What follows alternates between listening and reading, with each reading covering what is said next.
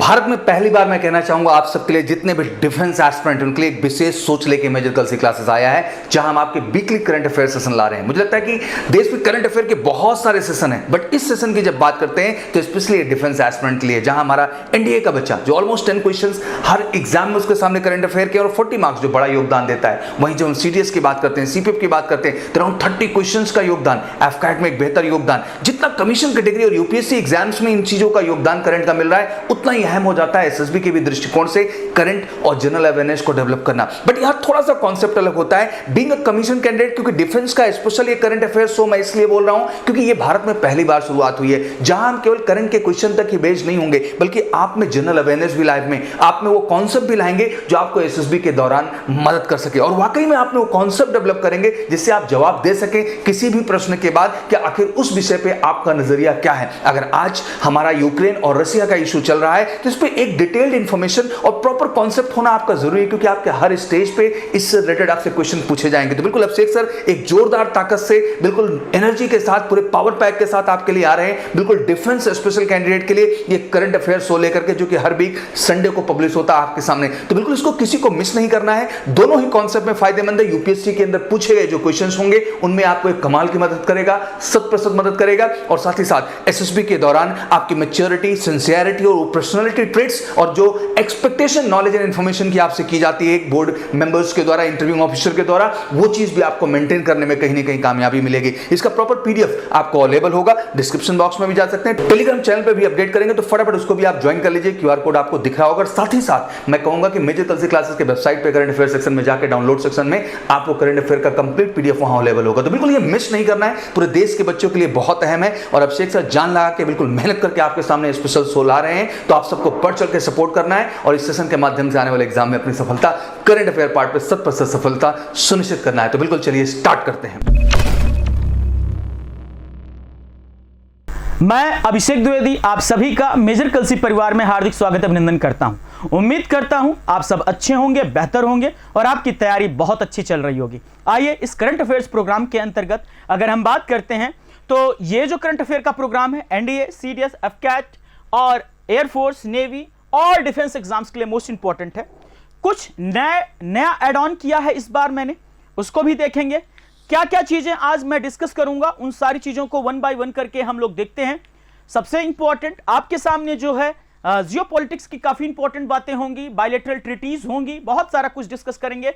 Frontier super computer के बारे में डिस्कस करेंगे जो हाल ही में इस वीक में काफी ट्रेंड में रहा है, और अभी बात करी जाए तो जापान के सुपर कंप्यूटर को इसने पिछाड़ दिया है, पीछे कर दिया है। उसके अलावा गीको के बारे में बात करेंगे, इंस्टाग्राम न्यू फीचर के बारे में बात करेंगे, HIMARS के बारे में बात करेंगे, तेलंगाना डे के बारे में बात करेंगे, फाउंडेशन डे के बारे में बात करेंगे जो कि आंध्र प्रदेश से अलग हुआ था, और IPL 22 के बात करेंगे। गुजरात अगर बात करी जाए तो गुजरात ने IPL की ट्रॉफी पहली बार जीती है, उसके बारे में डिस्कस करेंगे।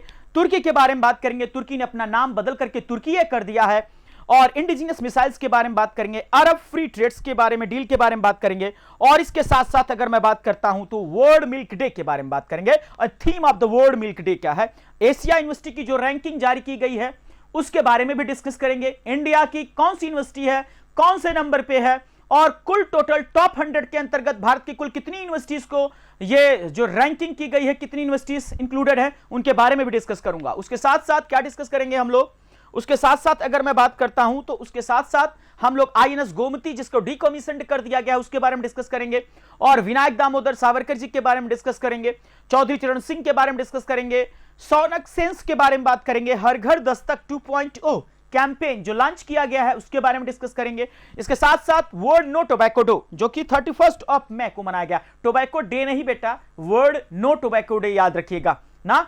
हाँ, टोबैको डे मनाएंगे तो टोबैको का सेवन करने लगेंगे। इंडिया पाकिस्तान बायलैटरल मीटिंग्स के बारे में बात करेंगे, आयु ऐप के बारे में बात करूंगा, परम अनंत के बारे में, सुपर कंप्यूटर के बारे में डिस्कस करेंगे, वेस्ट नील वायरस एक नया अपने आप में वायरस जो डेवलप हुआ है, मंकी पॉक्स, इन सब चीजों के बाद कोविड-19 के बाद एक नए वायरस के बारे में डिस्कस करेंगे, एसल थाउसेन के बारे में डिस्कस करेंगे, इनकी अपॉइंटमेंट से रिलेटेड जो चीजें हैं उनके बारे में डिस्कस करेंगे। अब सबसे इंपॉर्टेंट अगर चीज आपके सामने स्क्रीन पे जो विंडो पे स्क्रीन दिख रही है वो अगर हम बात करते हैं तो फ्रंटियर सुपर कंप्यूटर के बारे में हम डिस्कस करेंगे। AMD अगर हम बात करते हैं तो AMD प्रोसेसर के साथ साथ अगर हम बात करेंगे तो फ्रंटियर सुपर कंप्यूटर के बारे में बात करेंगे। और यूएस के फ्रंटियर ने जापान के फुगागो, जो कि इससे पहले दुनिया का सबसे फास्टेस्ट सुपर कंप्यूटर माना जाता था, अब सुपर कंप्यूटर की लिस्ट में यह सेकंड नंबर पे आ गया है जापान और पहले नंबर पे आ गया है यूएसए। चल, अब इसके बारे में अगर हम बात करते हैं तो आप सब समझ पाओगे कि अगर बात करी जाए तो रिसेंट की अगर घटनाओं के आधार पे आप देखेंगे तो हर डेटा किसी न किसी इंस्टीट्यूट, ऑर्गेनाइजेशन, किसी पब्लिकेशन के द्वारा पब्लिश किया जाता है। तो जर्मनी के द्वारा अनावरण किए गए दुनिया के सबसे शक्तिशाली सुपर कंप्यूटरों की टॉप 500 सूची के 59th एडिशंस, मतलब टॉप 500 कंप्यूटर की लिस्ट जारी की गई है। किस कंट्री के द्वारा? जर्मनी के ऑर्गेनाइजेशन के द्वारा। और उसका ये कौन सा नंबर का संस्करण है? एडिशन है 59th। कौन से नंबर का संस्करण है बेटा? 59th संस्करण है। और अमेरिका का ORNL का सुपर कंप्यूटर फ्रंटियर टॉप पे रहा है। ठीक है, ये टॉप पे रहा है। और आपको बता दें इसका जो प्रोसेसर है अगर हम बात करें तो एडवांस माइक्रो डिवाइस बेस्ड है, advance micro device based processors है। और अब दूसरे नंबर पे अगर हम बात करते हैं तो जापान का सुपर कंप्यूटर तो है ही है सेकंड प्लेस पे। तो यानी कि अब यहां पे बात करेंगे what is the super computer. Super computer क्या है? अगर हम बात करते हैं तो किसी भी घटना को या लॉजिक को बहुत फास्ट कैलकुलेट करना, उसके रिजल्टेंट को देना विद इन अ सेकेंड्स, तो ये सुपर कंप्यूटर का काम है। मतलब एक कंप्यूटर है एक सुपर कंप्यूटर। अगर हम बात करते हैं तो मॉडर्न कंप्यूटर के जनक तो आप सब जानते होंगे चार्ल्स बेबेज। इंडिया में भी सुपर कंप्यूटिंग की शुरुआत की अगर बात करेंगे तो उसके भी बारे में डिस्कस करेंगे। और आप जानते हैं कि भारत में कंप्यूटर में क्रांति अगर बात करते हैं तो उसके जनक के तौर पे अगर आप देखेंगे तो राजीव गांधी का बहुत बड़ा इनिशिएटिव था इस मामले में। और दूसरी चीज कंप्यूटर साक्षरता दिवस। कंप्यूटर साक्षरता दिवस कब मनाया जाता है बेटा? 2 दिसंबर को। यह डेट याद रखिएगा। चलिए, what is the super computer, इसके बारे में देखते हैं। सुपर कंप्यूटर एक सामान्य प्रयोजन के कंप्यूटर की तुलना में उच्च स्तर के प्रदर्शन वाला कंप्यूटर है। सुपर कंप्यूटर का प्रदर्शन मिलियन निर्देश प्रति सेकंड MIPS पे बेस्ड है, यानी कि बहुत फास्ट आपके द्वारा जो कमांड दी गई है आपने क्लिक दिया नहीं और रिजल्टेंट आपके सामने आया नहीं। तो इसके अंतर्गत आप देखेंगे तो इसको अगर इंग्लिश लैंग्वेज में आप देखना चाहे तो हिंदी और इंग्लिश दोनों में है, आप देख सकते हैं। अगर देखें a super computer with a high level of performance compare to the general purpose computer. Performance of a super computer is measured in the floating point operations per second, जिसको बोलते हैं flops, FLOPS, instead of a million instructions per second. Instructions million instructions per second यानी MIPS based. Super computer contains tens of a thousand of the processes and can be perform billions and trillions of a calculation or computations per second.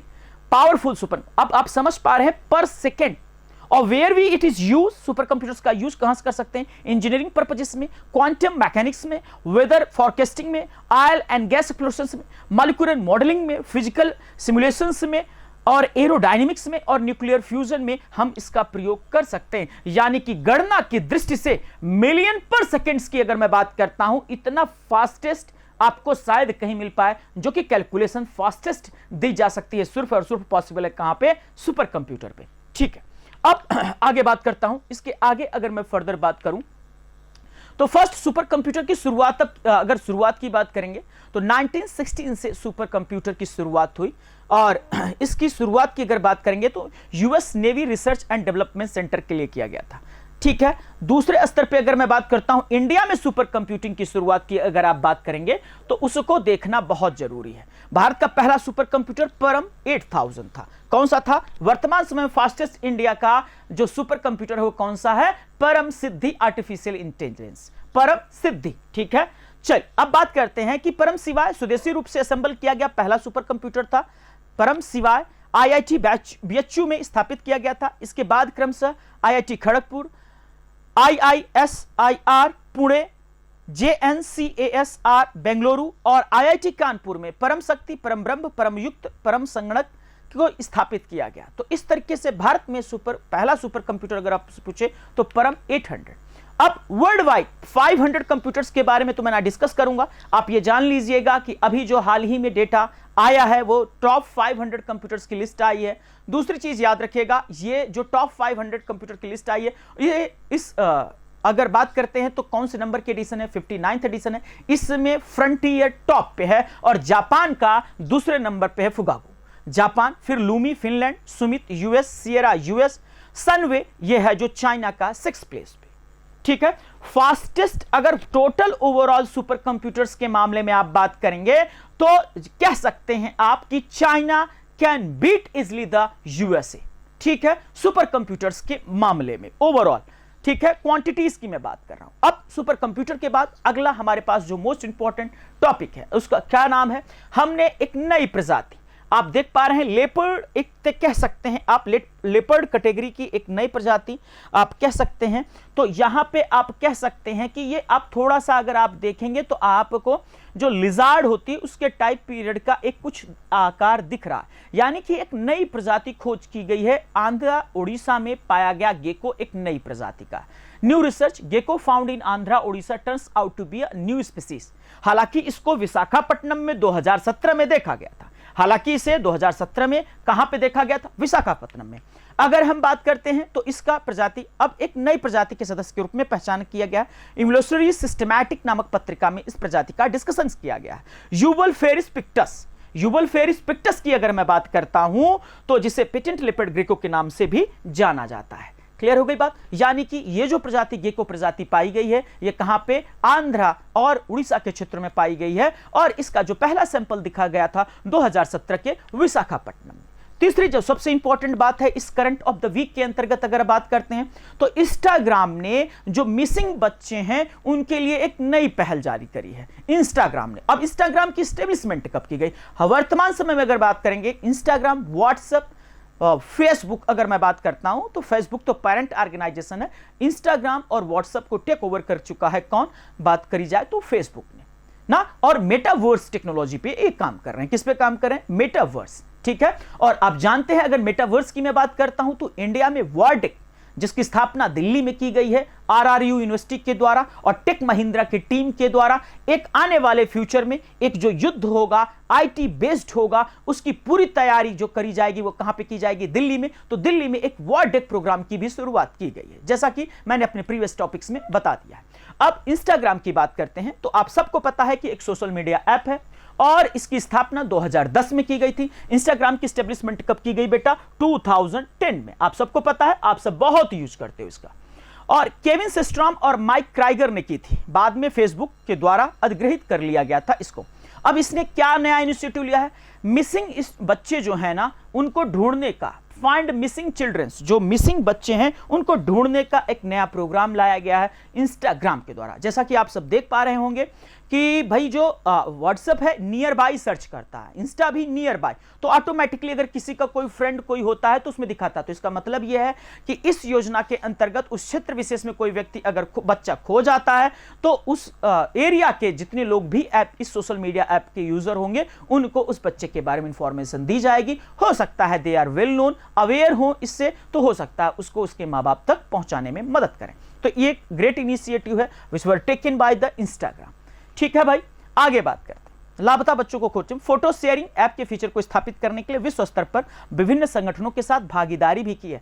अब आपको अलग अलग platform से जो photo sharing है उसके साथ ये क्या किया गया है, एक समझौता भी किया गया है विभिन्न ऐप्स के साथ। किसने किया है, इंस्टाग्राम। अब this is the most important and what is the HIMARS. HIMARS, what is the HIMARS की अगर मैं बात करता हूं तो इसकी डिफिनीशन में ही सब कुछ छिपा है। और आप देख पा रहे हो कि कहीं ना कहीं रॉकेट लॉन्चिंग सिस्टम या प्रणाली के बारे में मैं बात करूंगा। और व्हाट इज क्या है ये, आई इमेज से आप काफी कुछ समझ पा रहे होगे, आप समझ भी गए होगे। तो what is the full form, इसका मतलब क्या है, तो HIMARS का मतलब है high mobility artillery rocket system. क्या है, high mobility artillery rocket system. जैसा कि आप स्क्रीन पे देख भी पाओगे, क्या लिखा हुआ है बेटा, high mobility artillery rocket system. अभी आप देख पाए होंगे कि यूक्रेन और रसिया के युद्ध में इसका भी प्रयोग, इस टेक्नोलॉजी का भी प्रयोग किया गया है। हालांकि इनडायरेक्ट वे में या डायरेक्ट वे में आप ये कह सकते हैं कि कहीं ना कहीं यूक्रेन जो वार हुआ है उसमें डायरेक्ट या इनडायरेक्ट रूप से अपनी सहभागिता अमेरिका निभा रहा है और जो भी जरूरत की चीजें हैं वो कहीं ना कहीं प्रोवाइड की जा रही हैं इस युद्ध में रसिया के अगेंस्ट। समझ गए मेरी बात। और एक जो यूक्रेन से थोड़ी सी मिस्टेक आप यह कह लें कि समय से पहले या सुनियोजित समय से पहले उसने ही want to become the part of NATO. अब नाटो का फुल फॉर्म क्या है? North Atlantic Treaty Organization. Total number of countries कितनी है? 30। तो अगर वर्तमान में इसकी बात करी जाए हेडक्वार्टर की, तो बेल्जियम के ब्रसल्स में। अब आइए इसके बारे में देखते हैं। HIMARS एक मध्यम दूरी का रॉकेट लॉन्च कर सकता है, लेकिन यह लंबी दूरी की missile army technical missile system को फायर करने में भी सक्षम है, जिसकी रेंज लगभग कितनी होगी बेटा? रेंज अप्रोक्सीमेटली अगर मैं बात करता हूं तो कितनी होगी? Approximately 300 kilometre. ठीक है। तो दूसरी चीज, एक खास बात इसके अंतर्गत यह है कि प्रत्येक इकाई 6 GPS निर्देशित रॉकेट ले जा सकती है। मतलब it is a vehicle that can control the 6 GPS enabled devices. और रॉकेट जो है 6 इसके साथ लॉन्च की जा सकती है, यानी GPS के साथ इनेबल्ड, कहां पे कितनी दूरी पे टारगेट है, ये सारी चीजें इनके साथ इनेबल्ड होगी। ये ऐसी टेक्नोलॉजी है। अब यहां पे अगर हम बात करते हैं तो यहां पे एक बात, इसके यूज या प्रयोग के बारे में अगर हम बात करें तो आप समझ पाएंगे कि यहां पे आप देख पा रहे हैं कि विश्लेषकों का मानना है कि यह प्रणाली यूक्रेनी बलों द्वारा वर्तमान में उपयोग की जाने वाली अन्य रॉकेट प्रणालियों की तुलना में काफी अधिक विश्वसनीय है। आप जानते हैं कि यूक्रेन और रसिया के युद्ध में यूक्रेन के ड्रोन्स और इस सिस्टम ने काफी हद तक रसिया की सेना को प्रभावित किया है। तो 2 प्रणालियों को याद रखिएगा। विश्लेषकों का मानना है कि यूक्रेनी बलों द्वारा इससे काफी, उन्होंने कहा कि हथियार यूक्रेन को युद्ध के मैदान में लड़ने और बातचीत की इमेज पर सबसे मजबूत स्थिति में होने में मदद करने के लिए तैयार है। ठीक है, आगे की ओर मूव ऑन करते हैं। तो अब इंग्लिश वाले जो बच्चे हैं वो भी देख सकते हैं कि ये बेसिकली कहीं ना कहीं सपोर्ट किया गया है, और सपोर्ट किसका किया गया है? यूक्रेन का, इस टेक्नोलॉजी के थ्रू। तो आप ये आसानी से देख सकते हैं कि इस टेक्नोलॉजी का क्या प्रॉफिट्स है। मैक्सिमम अगर मैं बात करता हूं तो 6 रॉकेट लॉन्च की जा सकती हैं, up to 300 kilometre with GPS enabled missiles launch की जा सकती हैं इस टेक्नोलॉजी के अंतर्गत। ठीक है, क्लियर है? चलिए अब मूव ऑन करते हैं तेलंगाना फॉर्मेशन डे। और आप जानते हैं कि अभी हाल ही में तेलंगाना ने अपनी स्थापना दिवस मनाई है, क्योंकि आप सबको पता है कि आंध्र प्रदेश से तेलंगाना अगर हम बात करते हैं तो अलग हुआ था जून 2014 में। जून 2014 में तेलंगाना आंध्र प्रदेश से अलग हुआ।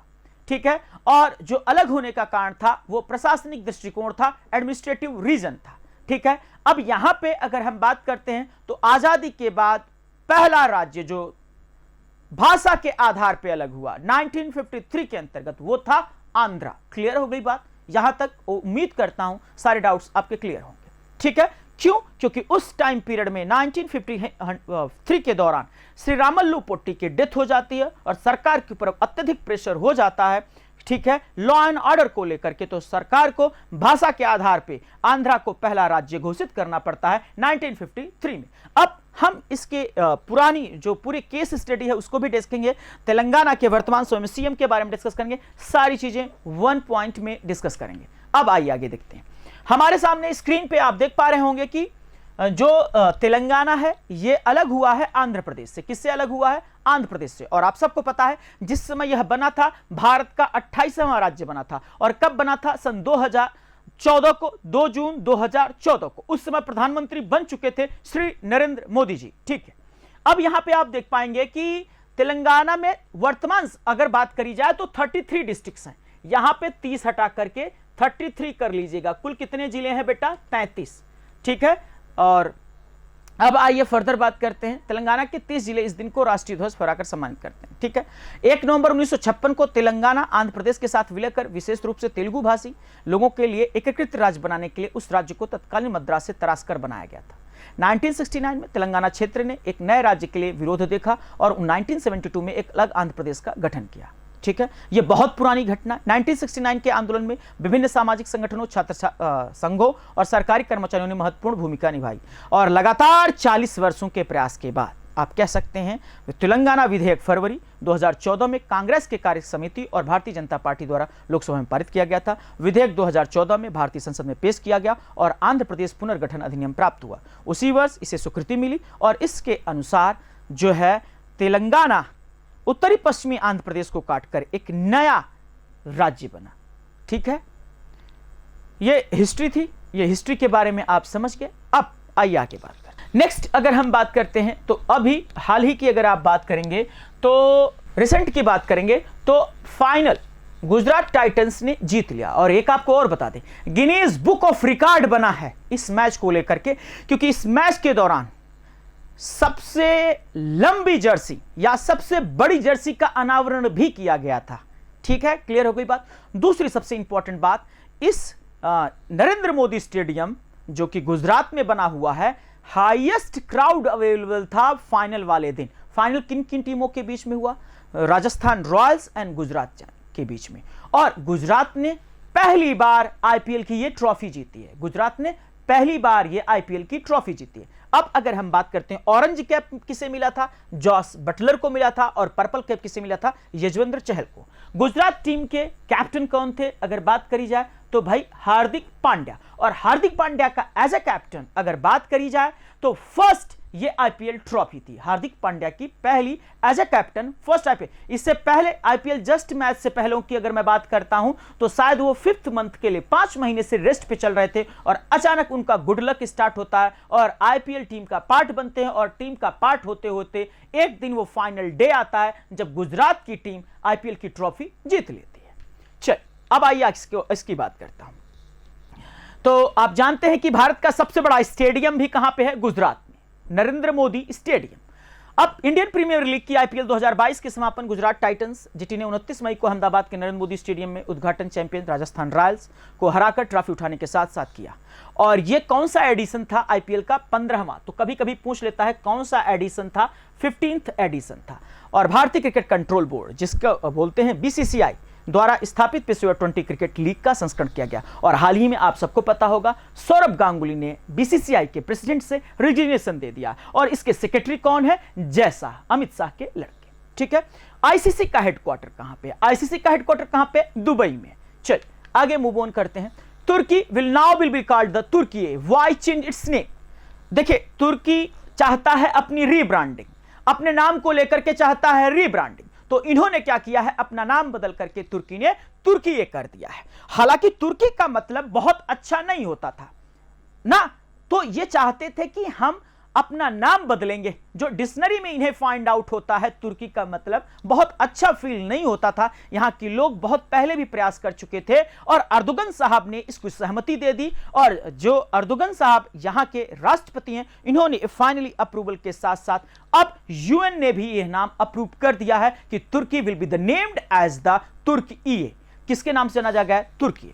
चल अब इसके बारे में, तो यहां की अगर हम बात करते हैं तो यहां के इथनिक ग्रुप जो भी हैं, ट्राइब्स अगर मैं बात करता हूं, इतनी ग्रुप 70 to 75% तुर्क्स हैं, 19% कुर्द्स हैं। और यहां की अगर लार्जेस्ट सिटी की बात करेंगे, इस्तांबुल है, कैपिटल है अंकारा।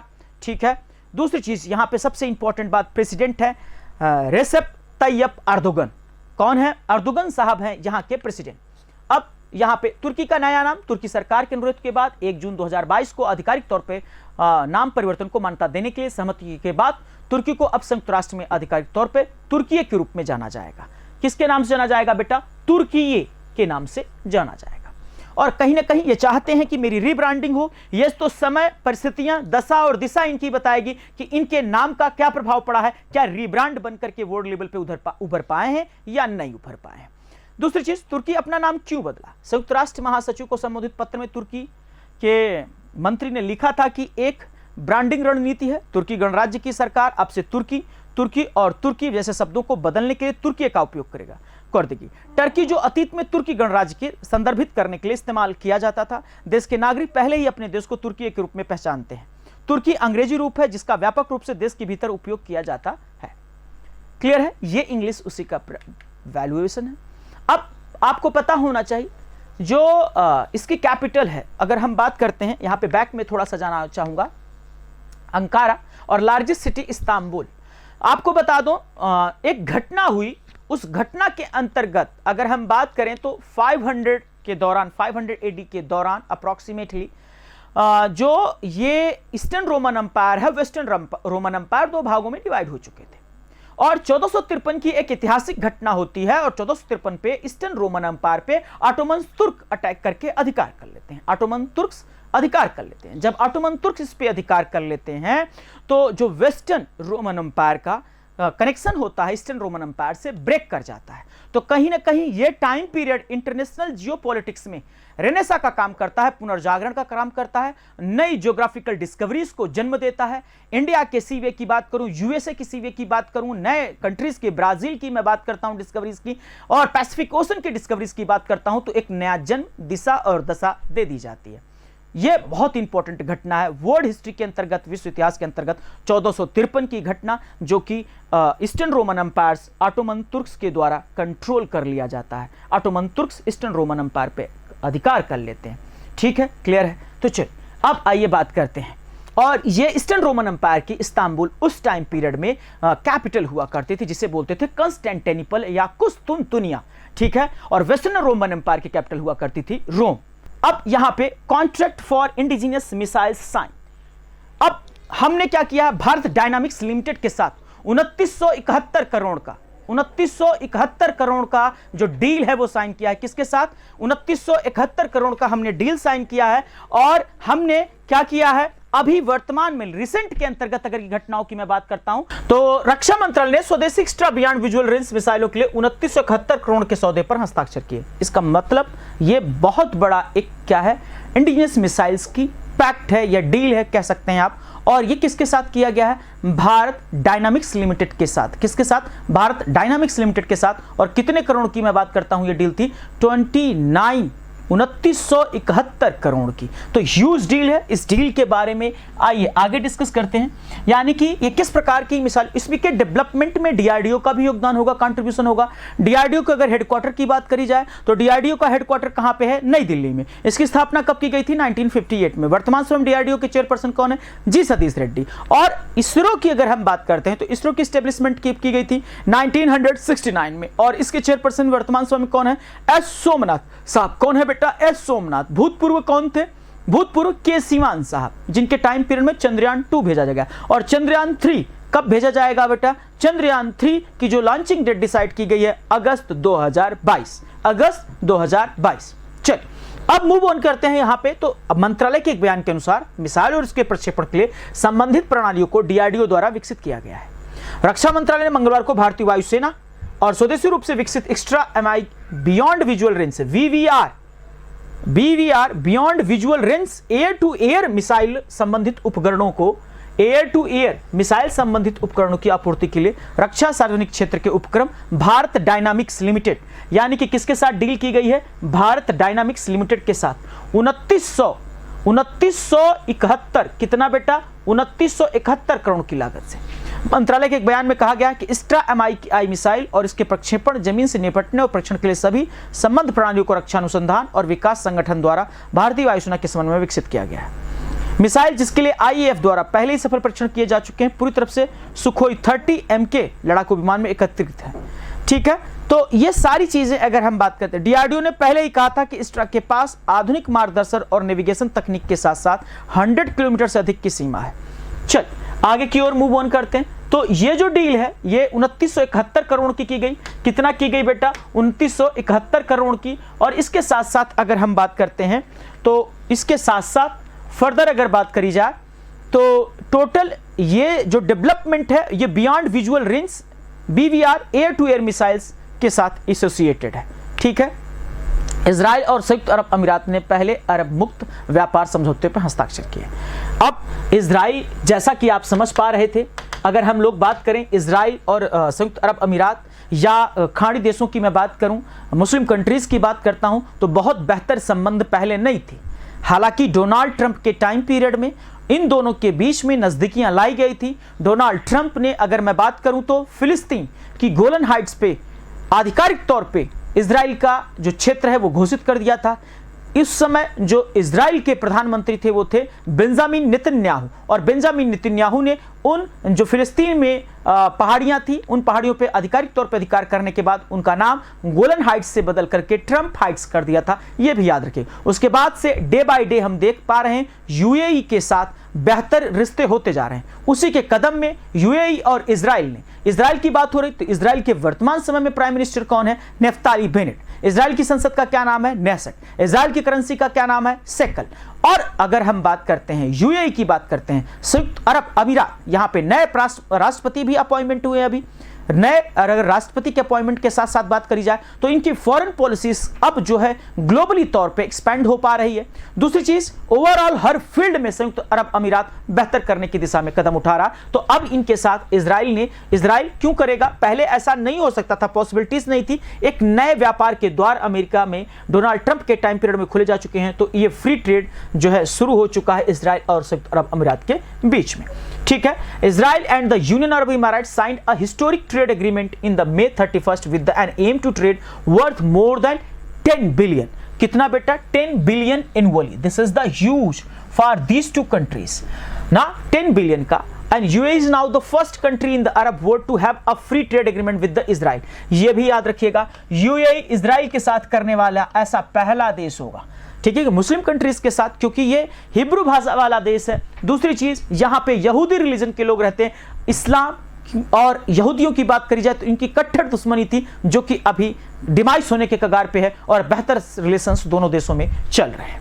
ठीक है, और the deal comes 2 years after then US president Donald Trump first brokered the process of normalisation of ties between Israel and UAE Bahrain through the Abraham Accords in 2020। Clear? चल आगे की ओर move on करते हैं। तो आप सबको पता है कि world milk day 2022 observe on 1 June. World milk day का थीम क्या था? और फादर ऑफ, अगर हम बात करें तो मिल्क किससे रिलेटेड है? व्हाइट रिवॉल्यूशन से। और फादर ऑफ व्हाइट रिवॉल्यूशन किसे कहा जाता है? वर्गीस कुरियन साहब को। किसे कहा जाता है? वर्गीस कुरियन साहब को। वर्गीस कुरियन साहब कह सकते हैं कि भारत में अमूल आनंद मिल्क यूनिट की एस्टेब्लिशमेंट में उनका बहुत बड़ा योगदान रहा। वर्गीस कुरियन साहब को इसीलिए भारत में श्वेत क्रांति का जनक खास करके दूध से संबंधित है। World milk day is celebrated with the different themes each year in 2022। इसका क्या था थीम? Dairy net zero. इसका मतलब क्या है? डेयरी नेट जीरो का मतलब क्या है? डेयरी नेट जीरो का मतलब यह है कि ग्रीन हाउस गैसेस को रिड्यूस करना और डेयरी के सेक्टर में जो पॉल्यूशन है, वेस्ट मैनेजमेंट है, उसको रिड्यूस करना। ये इस बार की थीम है, डेयरी नेट जीरो, यानी ग्रीन हाउस गैसेस को रिड्यूस करना। क्लियर हो गई बातें बेटा? चल आगे की ओर मूव ऑन करते हैं। तो यहां पे आप देख पा रहे हैं, और आपको पता होगा 2001 से प्रत्येक 1 जून को दिवस मनाया। इसकी शुरुआत कब की गई थी? 2001 से। इसकी शुरुआत कब से की गई थी बेटा? 2001 से इसकी जून को दिवस में मनाने की शुरुआत की गई थी। यहां सब ग्लोबली आप समझ पा रहे होंगे। व्हाइट रिवॉल्यूशन की शुरुआत इंडिया में करने वाले या father of white revolution Verghese Kurien साहब। अब एशिया यूनिवर्सिटी रैंकिंग की मैं बात करूंगा। आप सबको पता होगा कि इसमें एशिया की मैक्सिमम यूनिवर्सिटीज ने पार्टिसिपेट किया और इंडिया ने भी उनमें से पार्टिसिपेट किया। इंडिया की 4 यूनिवर्सिटीज ऐसी हैं जो टॉप 100 में अपनी जगह बनाने में कामयाब रही। 42वें नंबर पे आईएससी बेंगलुरु 42वें नंबर पे रहा और बेस्ट रैंक ले आया है 42वें नंबर पे इंडिया का एक इंस्टीट्यूट। मतलब अगर मैं बात करता हूं तो ओवरऑल टॉप 50 में हमारा एक ही इंस्टीट्यूट आ पाया है, वो है 42 रैंक पे है। अब इसके बारे में आइए डिस्कस करते हैं। टॉप किस देश ने किया है? टॉप किया है एशिया की रैंकिंग के अंतर्गत चाइना के 2 यूनिवर्सिटीज ने। चाइना की 2 यूनिवर्सिटीज ने। उन 2 यूनिवर्सिटीज के अंतर्गत अगर मैं बात करता हूं तो चाइना की दोनों यूनिवर्सिटी फर्स्ट और सेकंड रैंक को होल्ड की हैं। ठीक है, चल आइए ओवरऑल इसका व्यू देखते हैं। ये किसके द्वारा यूनिवर्सिटी जो ये क्यूएस यूनिवर्सिटी रैंकिंग होती है और द टाइम हायर एजुकेशन के द्वारा यूनिवर्सिटी की रैंकिंग की जाती है।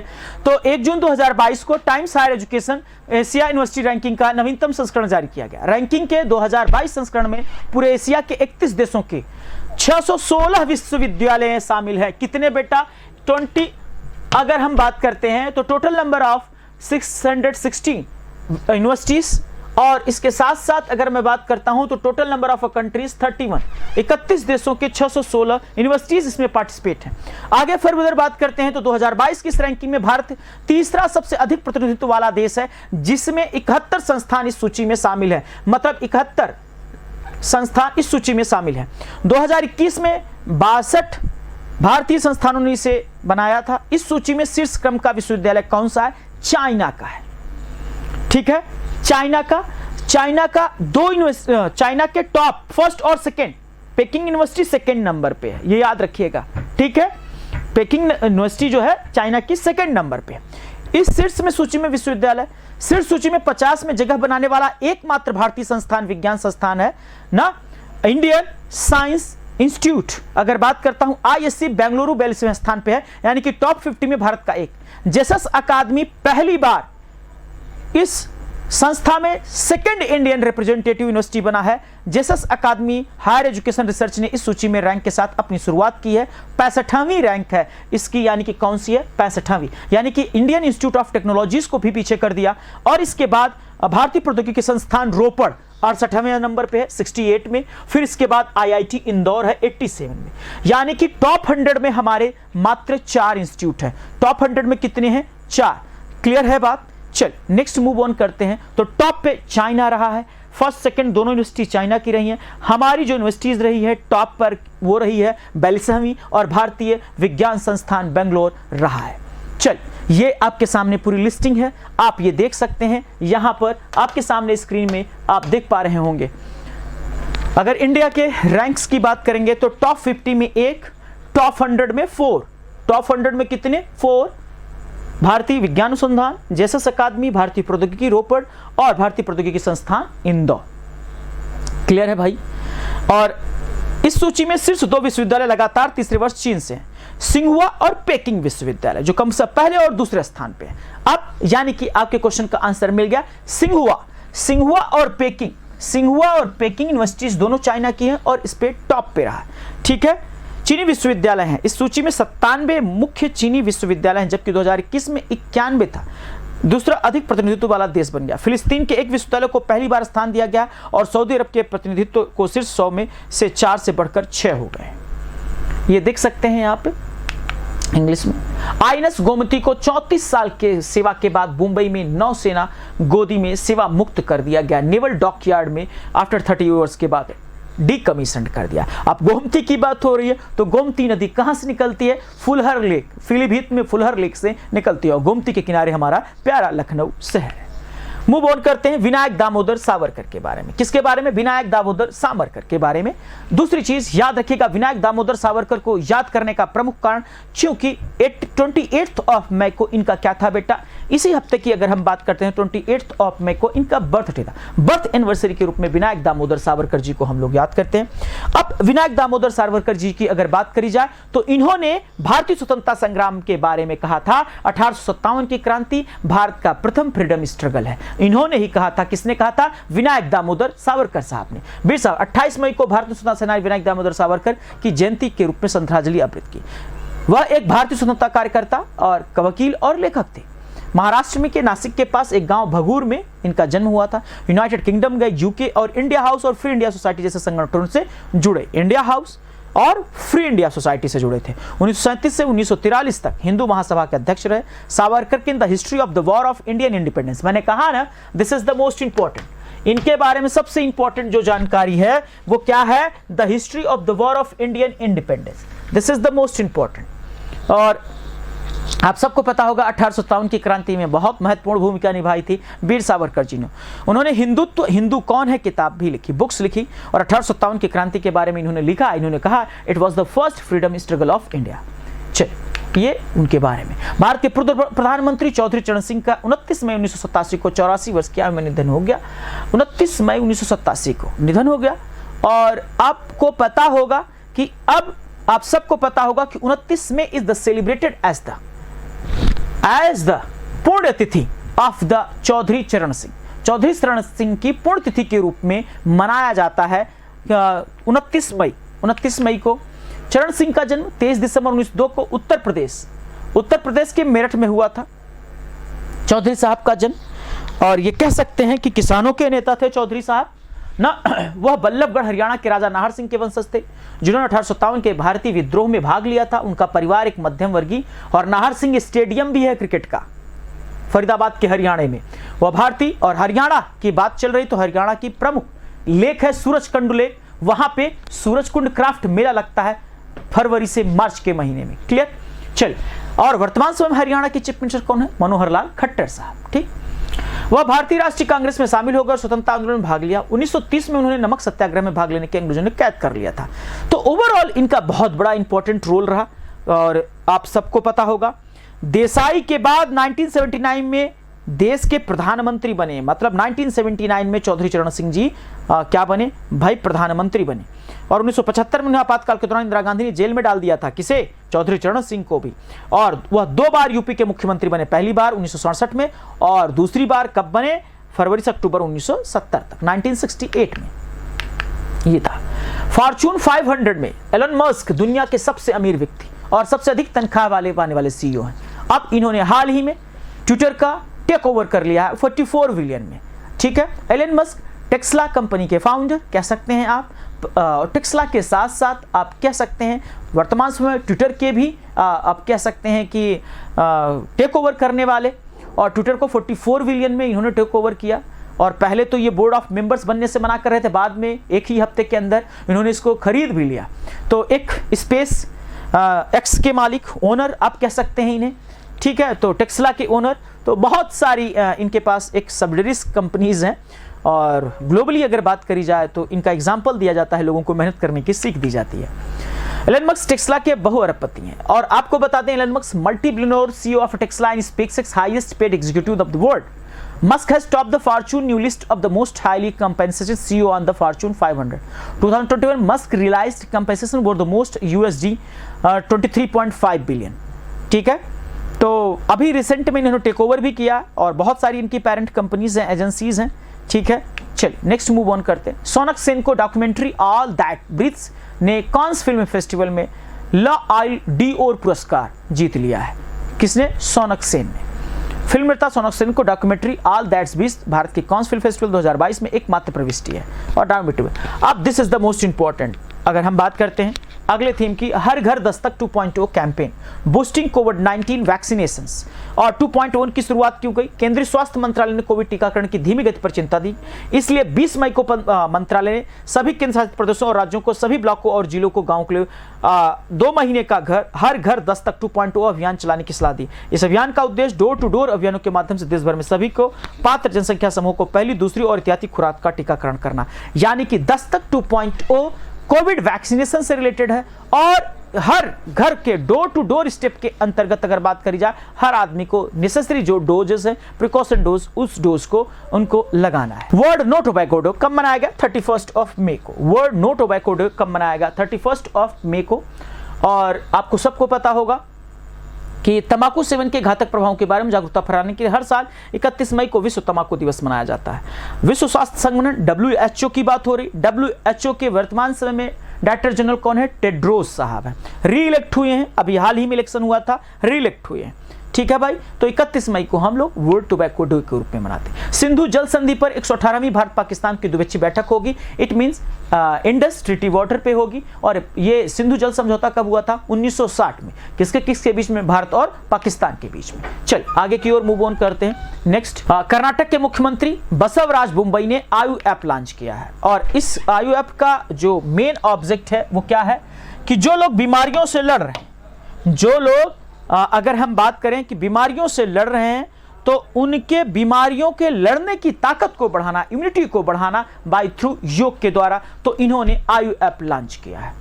फॉर्मर अल्बानिया प्रेसिडेंट जो बुजुर्ग निशानी साहब का निधन हो गया है, कब हुआ है? 28 मई को। और वर्तमान समय में अगर मैं बात करता हूं तो अल्बानिया की कैपिटल की बात करेंगे तिराना होगी और प्रेसिडेंट है इलिर मेटा।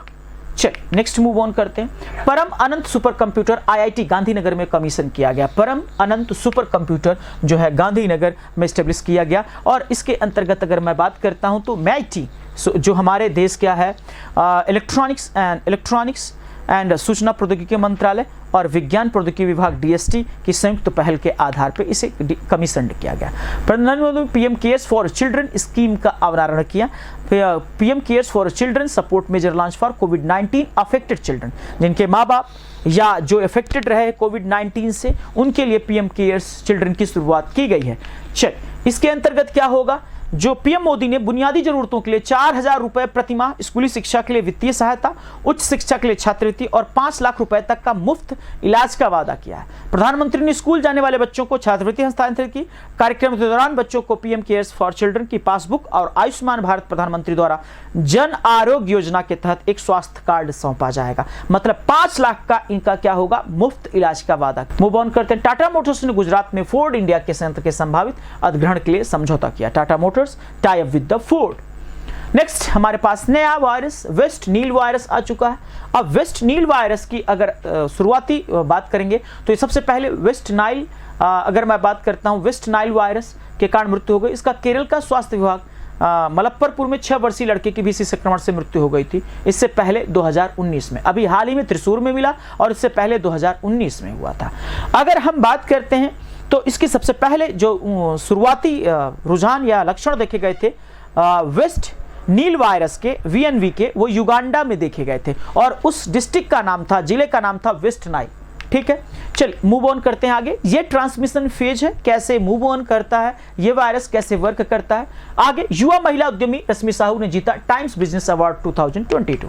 आगे केंद्र ने सशस्त्र सीमा बल के महानिदेशक के रूप में एसएल थाउसेन की नियुक्ति की। चलिए मूव ऑन करते हैं आगे। पुरुष हॉकी एशिया कप भारत ने जापान पर 1-0 से जीत के साथ कांस्य पदक जीता। ठीक है, now we have to move on.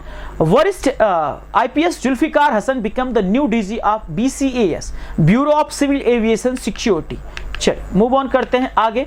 और यूनिसेफ ने सचिन तेंदुलकर साहब को 20 वर्ष के लिए, अग्रिम 20 वर्षों के लिए यूनिसेफ के सद्भावना राजदूत के रूप में फिर से री-अगेन अपॉइंटमेंट कर दिया है। किसका? सचिन तेंदुलकर साहब का। चल, यूनिसेफ का हेडक्वार्टर कहां पे है? USA में। कैथरीन M रसेल इसकी क्या है? चेयरपर्सन है। आगे मूव ऑन करते हैं। विश्व साइकिल दिवस 3 जून को मनाया गया और साइकिल दिवस मनाने की परंपरा या शुरुआत कब हुई? साइकिल की अगर बात करेंगे तो पहला साइकिल दिवस 2018 में मनाया गया था, 2018। दूसरी चीज ग्लोबल वार्मिंग को रिड्यूस करने के लिए। तीसरी सबसे इंपॉर्टेंट बात, हेल्दी सस्टेनेबल डेवलपमेंट के लिए, ओवरऑल डेवलपमेंट के लिए इसकी शुरुआत की गई। मूव ऑन करते हैं नेक्स्ट। SBI के पूर्व MD और अश्वनी भाटिया ने सेबी में पूर्णकालिक सदस्य के रूप में कार्यभार संभाला। Securities and exchange board of India, इसका क्या है? सेंसेक्स को कंट्रोल करना, वित्तीय विनामक चीजों को कंट्रोल करना। और इसकी स्थापना 1988 में हुई, हेडक्वार्टर मुंबई में है।